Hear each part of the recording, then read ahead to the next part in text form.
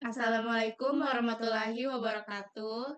Kami akan mempresentasikan hasil survei. Alinemen vertikal dan horizontal dari rumah ke kampus.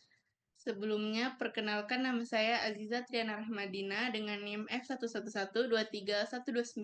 Dan saya Adinda Maratul Aziza dengan NIM F11123039.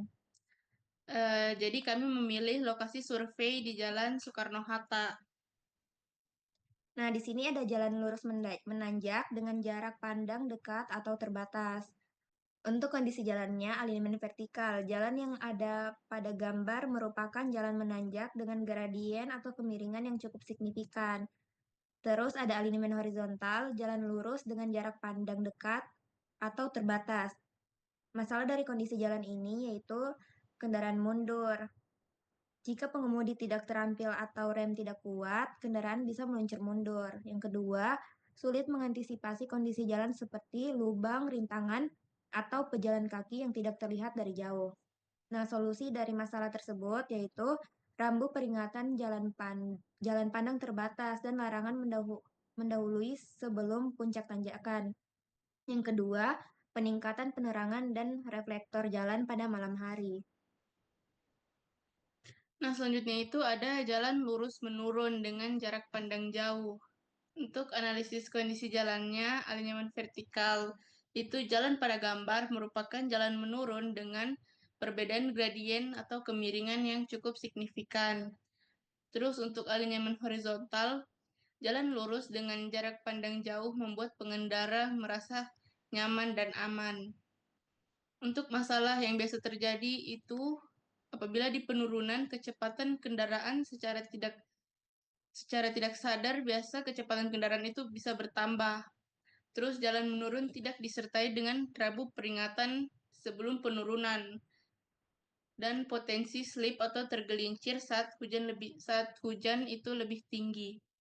Untuk solusi dari masalah yang ada itu pengendalian kecepatan. Jadi pengendara itu harus bisa mengendalikan kecepatan kendaraannya. Pemasangan rambu peringatan turunan dan batas kecepatan. Dan drainase yang baik itu harus bisa mendrain air hujan agar tidak menggenang di atas perkerasan. Selanjutnya itu ada persimpangan bundaran Isteki. Untuk karakteristik jalannya itu sebenarnya bundaran ini sudah cukup baik. Dari lebar jalannya pun juga sudah cukup lebar untuk volume kendaraan yang lewat di Jalan Soekarno-Hatta. Cuma memang pada saat jam-jam padat itu sering terjadi kesemrautan atau macet. Nah, untuk masalah dari kondisi jalan ini, yang pertama, konflik lalu lintas masuk keluar. Kendaraan dari berbagai arah masuk ke bundaran dan keluar dalam waktu singkat. Bisa menyebabkan kebingungan dan konflik arah. Yang kedua, saat volume lalu lintas tinggi menyebabkan kesemrautan. Ketiga, pengguna jalan yang tidak memahami aturan prioritas. Yang keempat, kecepatan kendaraan masuk yang tinggi. Nah, solusi dari masalah-masalah yang ada itu pertama bisa edukasi pada masyarakat tentang aturan prioritas pengguna jalan. Terus penempatan zebra cross sebelum masuk ke bundaran untuk pejalan kaki.